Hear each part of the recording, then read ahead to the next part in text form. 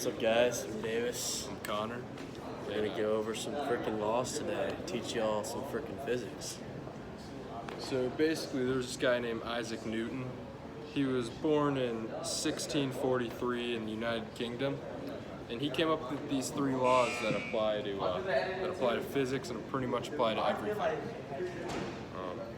So basically, Newton's first law is that an object will remain at rest or in a straight line unless an external force acts upon it. At rest, external force. Hit that jump. Sir. Talk about Newton's second law right now, and that's the law of motion that pertains to the behavior of objects for which all existing forces are not balanced. The law states that the acceleration of an object is dependent upon two variables: the net force acting upon the object and the mass of the object. So here's the mass of the object. Gravity's the force.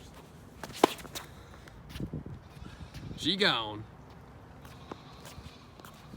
This is Newton's third law, and it basically means for every action, there's an opposite reaction. So when I hit this tennis ball that way, there's an opposite reaction going the opposite way.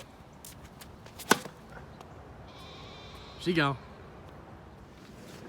So Newton's first law is basically an object in motion is going to stay in motion, and an object at rest is going to stay at rest unless there's a force on the outside affecting its position. So for example, say there's a basketball standing still on a table. It's going to stay still unless you push it. And it's going to keep moving when you push it unless something stops it. So that's basically the first law right there. So, basically, the second law states that acceleration is produced when an unbalanced force acts upon an object. So, the more mass an object has, the more net force it's going to produce. And a couple examples of that would be, the first one would be pushing a car and pushing a truck, a semi-truck. Obviously, the car is going to have more acceleration because it has less mass, and the truck isn't going to go as far because it's obviously larger.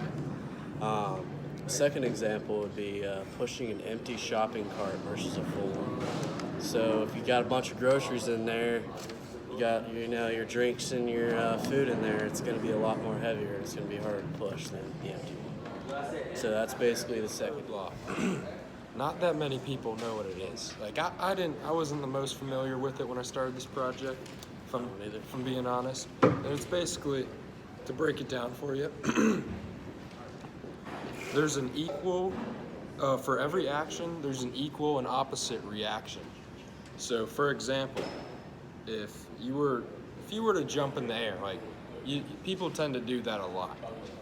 The same amount of force your legs use to apply force to the ground is the ground will have an opposite force that pushes you up that has the equal amount of force. So that's what makes you jump when you try to jump.